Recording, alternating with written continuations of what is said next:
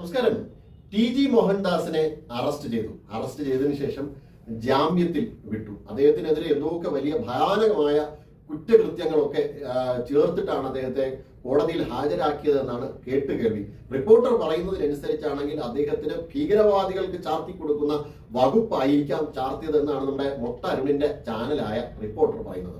എന്തായാലും അതവിടെ ഇരിക്കട്ടെ. ഈ ടി.ജി. മോഹൻദാസ് എന്ത് തെറ്റാണ് ചെയ്തതെന്ന് റിപ്പോർട്ടർ പറയുന്നുണ്ട്. റിപ്പോർട്ടർ വളരെ നീണ്ട ചില കാര്യങ്ങളൊക്കെയാണ് പറയുന്നത്. അതിലൊന്നും പ്രത്യേകിച്ചൊരു വാസ്തവമില്ലെന്ന് സാമാന്യ യുക്തിയുള്ള എല്ലാ മലയാളിക്കും മനസ്സിലാകുന്ന ഒരു കാര്യമാണ്. ടി.ജി. മോഹൻദാസ് ഒളിച്ചിരുന്ന് രഹസ്യമായിട്ടൊന്നുമല്ല ഇക്കാര്യം പറഞ്ഞത്.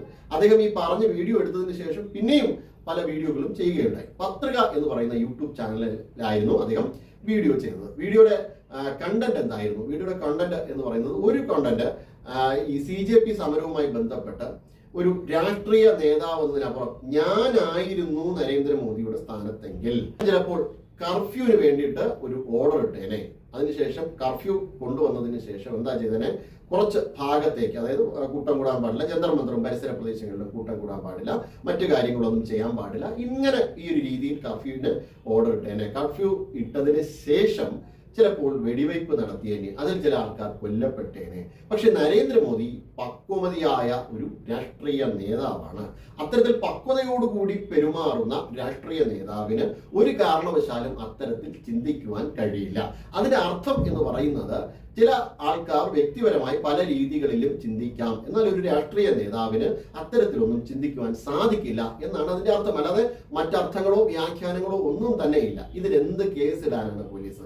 അങ്ങനെ എന്തെങ്കിലും ഒരു കലാപാഹ്വാനത്തിന്റെ കേസ് ഇട്ടാൽ ഈ വിഷയവുമായി ബന്ധപ്പെട്ട് നിലനിൽക്കുമോ? ഇത് മനസ്സിലാക്കുവാനുള്ള സാമാന്യ യുക്തി ഒരു വക്കീലായ, അതും നല്ല റാങ്കിൽ പാസ്സായ വക്കീലായ ടി.ജി. മോഹൻദാസിന് ഉണ്ട് എന്ന് നന്നായിട്ട് അറിയാം. അദ്ദേഹത്തെ കുറിച്ച് അറിയുന്ന എല്ലാവർക്കും അത് വളരെ ഭംഗിയായിട്ട് അറിയാം എന്നുള്ളതാണ് വിഷയം. ഇനി ഈ കേസ് കൊടുത്ത AIYF സംസ്ഥാന നേതാവുണ്ടല്ലോ, അദ്ദേഹത്തിന്റെ പാർട്ടിയുടെ ഒരു സ്ത്രീ, ഈ നിമിഷ എന്ന് പറയുന്ന ഒരു സ്ത്രീ, ആ സ്ത്രീ ആ ഒരു പെൺകുട്ടി വിദ്യാർത്ഥിയായിരിക്കെ ആ പെൺകുട്ടിയോട് അച്ഛനില്ലാത്ത കുട്ടിയെ ഉണ്ടാക്കി തരും എന്ന് പറഞ്ഞൊരു SFI നേതാവ് പറഞ്ഞിരുന്നു, ആർഷോ.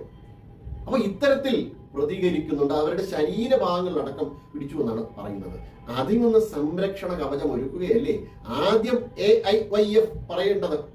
അല്ലെങ്കിൽ അങ്ങനെയല്ലേ അവരാദ്യം പ്രവർത്തിക്കേണ്ടത്? അല്ലെങ്കിൽ അവരുടെ കൂടെ വരുന്ന സ്ത്രീകളുടെ നേരിട്ട് ശാരീരിക അധിക്ഷേപം നടത്തുമ്പോൾ പോലും സംരക്ഷിക്കാൻ കഴിയാത്ത ആൾക്കാരാണോ ഈ ടി.ജി. മോഹൻദാസിനെ പോലുള്ള വയസ്സായിട്ടുള്ള ഒരാളിനെതിരെ ഇത്തരത്തിലുള്ള കാര്യങ്ങളുമായി മുന്നോട്ടിറങ്ങുന്നത്?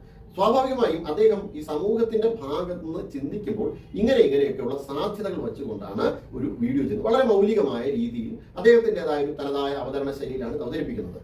സ്വാഭാവികമായും സമൂഹത്തിൽ നിരവധിയായിട്ടുള്ള ആൾക്കാർ ഇത് കേൾക്കാറുണ്ട്, ഇതിനെക്കുറിച്ച് ചിന്തിക്കാറുണ്ട്. കാരണം വ്യക്തിയുടെ സൈക്കോളജി, മനഃശാസ്ത്രപരമായിട്ടുള്ള രീതിയിൽ അദ്ദേഹം ചില കാര്യങ്ങൾ പറയുന്നത് യുക്തിഭദ്രമാണെന്ന് ആൾക്കാർക്ക് തോന്നിയത് കൊണ്ടാണ് അതൊക്കെ കേൾക്കുന്നത്.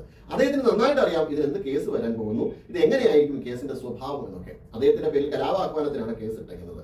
അതൊന്നും നിലനിൽക്കുവാൻ പോകില്ലെന്ന് വളരെ വ്യക്തമായി ടി.ജി. മോഹൻദാസിന് അറിയാം. അതുകൊണ്ട് തന്നെ അദ്ദേഹത്തിന് ഇപ്പോൾ ജാമ്യം കിട്ടി. ഇനി 3 ദിവസത്തേക്ക് ചെന്ന് ഒപ്പിടണം. ആ ഒപ്പിട്ട് കഴിഞ്ഞ് കഴിഞ്ഞാൽ പതുക്കെ ഈ കേസ് പിന്നീട് അങ്ങോട്ട് ഇല്ലാതായി പോകുന്ന രംഗമായിരിക്കും പിന്നീട് കാണുന്നത്. അദ്ദേഹം ഈ അർജുൻ ആയങ്കിയേക്കാൾ വലിയ കുറ്റവാളിയാണ് എന്നാണ് ജിസ്മോൻ പറഞ്ഞിരിക്കുന്നത്. എന്ത് കുറ്റമാണോ എന്നറിയില്ല.